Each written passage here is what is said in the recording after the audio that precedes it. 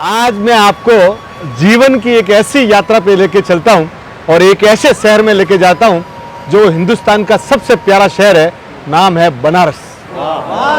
सबसे पुराना है। सबसे। और बनारस का क्या है साहब, पूरी दुनिया में बनारस ही एक ऐसी जगह है जहां लोग मरने आते हैं।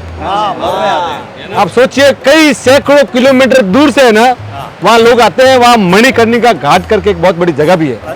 उस घाट पे वो 24 आवर्स चिताएं जलती रहती है। और मैं कहानी में ट्विस्ट है कि मैं आपको लेके चलता हूँ काशी लाभ मुक्ति भवन, एक डालमिया जी का बनाया हुआ है। वो उसमें क्या है कि जिनको भी मौत आने की संभावना लगती है ना, वो टाइमर जैसे ऑन है। 15 दिन के लिए वहाँ रूम दी जाती है। आप वहाँ आके 15 दिन ठहरो, उसके बाद हो तो या तो विनती कर लो, फिर या अगर स्वस्थ दिखते तो आपको गांव भेज देते हैं।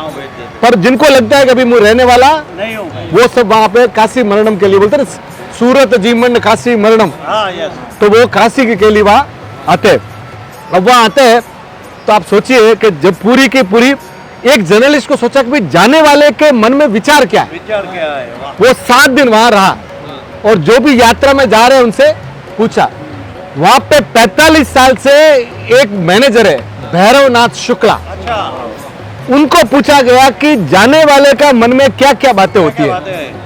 उन्होंने अपने जीवन काल में 12,000 लोगों को जाते हुए देखा।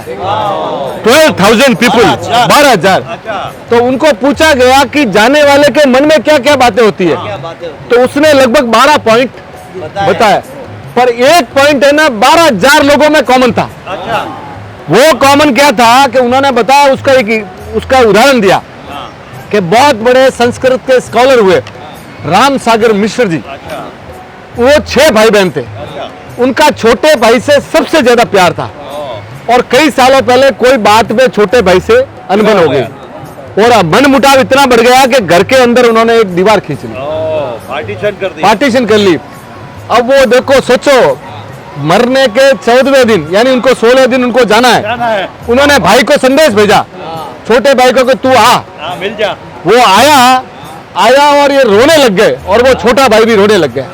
दोनों रोने लग गए, बोले मेरी भाई गलती होती है, वो बोलता मेरी गलती होगी। दोनों में इतना, बोले यार छोटी सी बात के लिए कितना मैंने रख लिया। बोले तू माफ कर, बोले वो बोलता है तू माफ कर।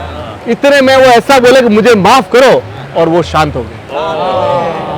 आप सोचो, जो जीवन में है ना सर, अपने जीवन में हम लोग है ना बहुत सारी शिकायतें, बहुत सारी गलतफहमियां, बहुत सारी दुश्मनियां इतनी पाल लेते हैं कि जब अंत समय आता है ना, तब अपने को लगता है ये सब नहीं करनी थी, ये सब नहीं करना था।